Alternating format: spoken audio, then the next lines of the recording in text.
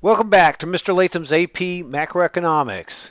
Today we're going to move on to aggregate supply. So we're right back here on the GDP or the aggregate demand, aggregate supply curve. And once again, here's price level, real GDP, the quantity of real GDP. We've got aggregate demand, short run aggregate supply, long run aggregate supply. We're focusing on short run aggregate supply today. Okay, where does short run aggregate supply come from?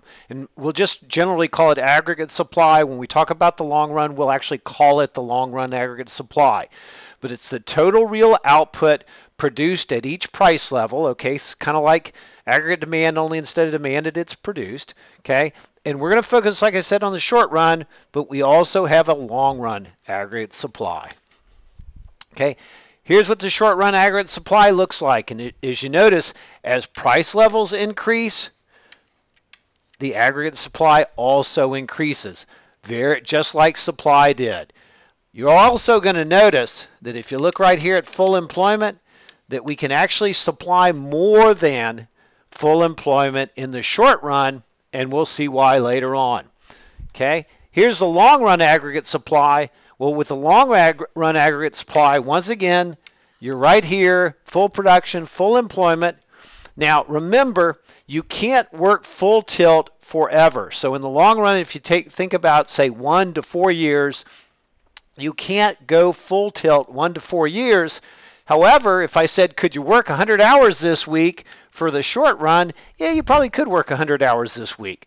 What you can't do is you can't work 100 hours a week, 52 weeks a year for years on end. Okay, so in the long run, we have this capacity that's identified as long run aggregate supply, or you can see it's aggregate supply with a sub long run.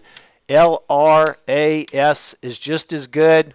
And see Q sub F here? Well, Q sub F and Y sub F mean exactly the same thing. Full employment. Remember this? Full employment and full productivity, right? Exact same thing. Just now it's expressed on a curve. Notice here, since this is dollars, once you get it, that's as much as you can produce.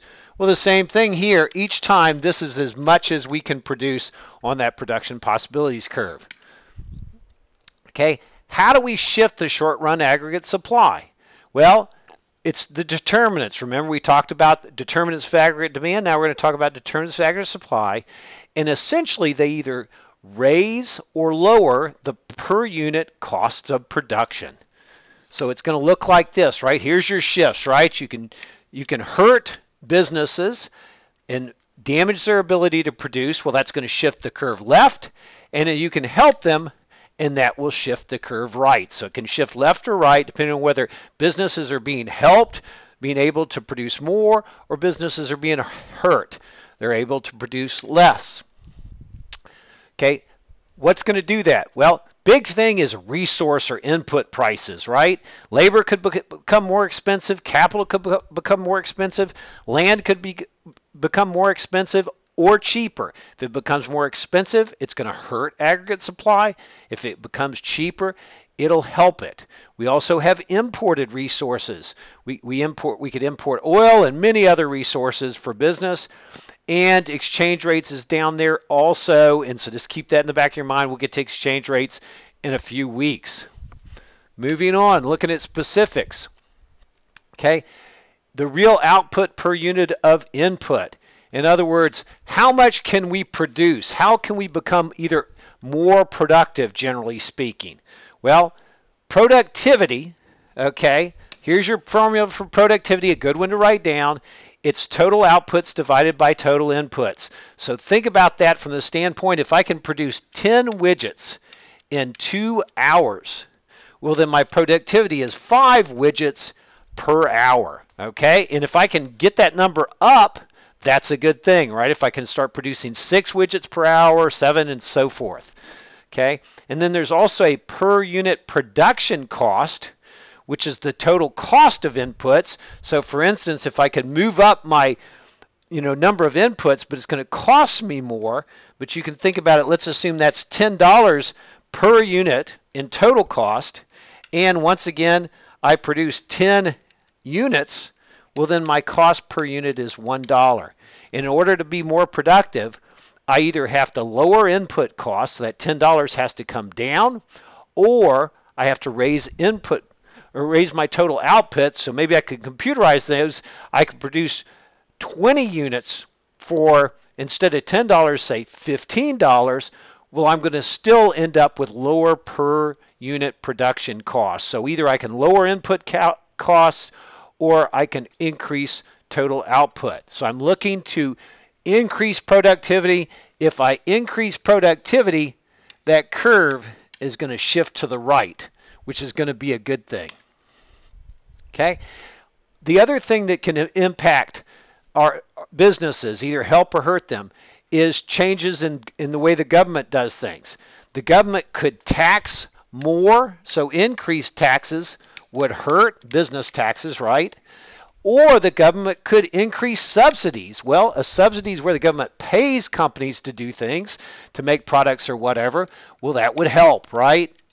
And obviously, the opposite of those things would give you the opposite result.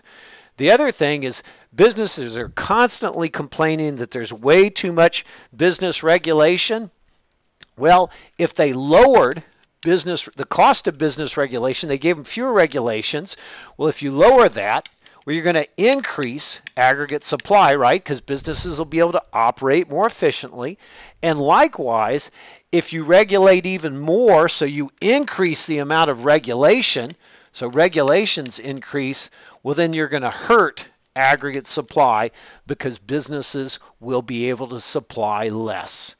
Okay, so that's kind of a summary of the shifters of aggregate supply. So now we've shifted aggregate, we've talked about the shifters of aggregate demand, the shifters of aggregate supply, and if you want to start just thinking about what's going to come next, well, think about this as aggregate supply, and this is aggregate demand, and here we have a GDP, right? So there's our quantity of GDP.